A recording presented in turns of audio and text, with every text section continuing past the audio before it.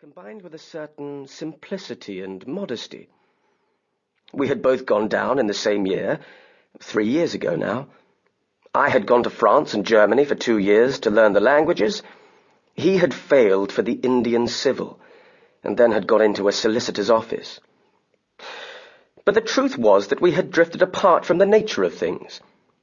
I had passed brilliantly into my profession, and on the few occasions I had met him since I'd made my triumphant debut in society, I had found nothing left in common between us. He seemed to know none of my friends, he dressed indifferently, and I thought him dull. There were certainly no alternatives at hand, and to bury myself in the Baltic at this unearthly time of year had at least a smack of tragic thoroughness about it.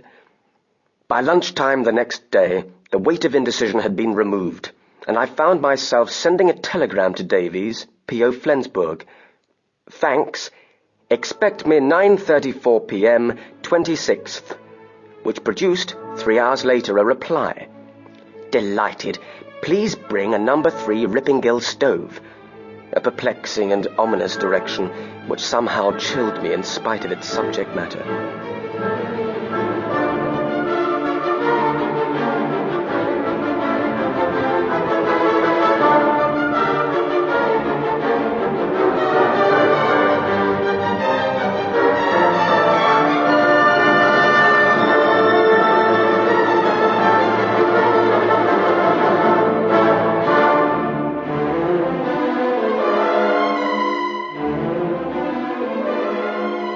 On the following day at 8:30 I had shaken off the dust of London from my feet, and at 10:30 I was pacing the deck of a Flushing steamer, adrift on this fatuous holiday in the far Baltic.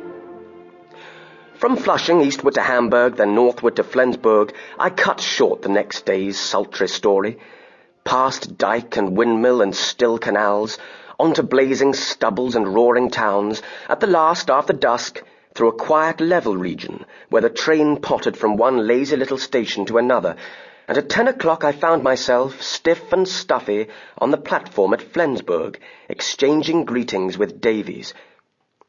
"It's awfully good of you to come." "Not at all. It's very good of you to ask me." We were both of us ill at ease. Even in the dim gaslight he clashed on my notions of a yachtsman. No cool white ducks or neat blue serge.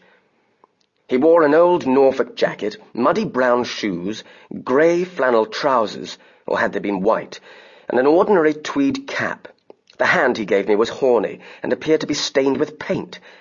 The other one, which carried a parcel, had a bandage on it, which would have borne renewal. The face was familiar, and yet not familiar.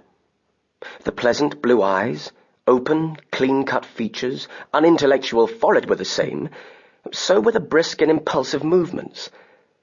Sickening forebodings crept over me, while Davies shouldered my Gladstone and clutched at the parcels. "Aren't your men here?" I asked faintly. "Men?" He looked confused. "Oh, perhaps I ought to have told you. I never have any paid hands. It's quite a small boat, you know. I hope you didn't expect luxury. I've managed her single-handed for some time. A man would be no use, and a horrible nuisance."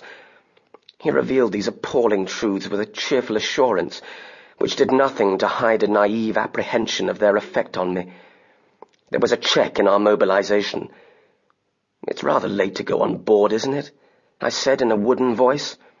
Someone was turning out the gaslights, and the porter yawned ostentatiously. "I think I'd rather sleep at an hotel tonight." A strained pause. "Oh, of course you can do that if you like," said Davies in transparent distress of mind. "But it seems hardly worthwhile to cart the stuff all the way to an hotel. I believe they're all on the other side of the harbour, and back again to the boat tomorrow. She's quite comfortable, and you're sure to sleep well as you're tired." Heavily loaded, we stumbled over railway lines and rubble heaps and came on the harbour. Davies led the way to a stairway, whose weedy steps disappeared below in gloom. "If you'll get into the dinghy," he said, all briskness now, "I'll pass the things down." I descended gingerly, holding as a guide a sodden painter which ended in a small boat, and conscious that I was collecting slime on cuffs and trousers. "Hold up!"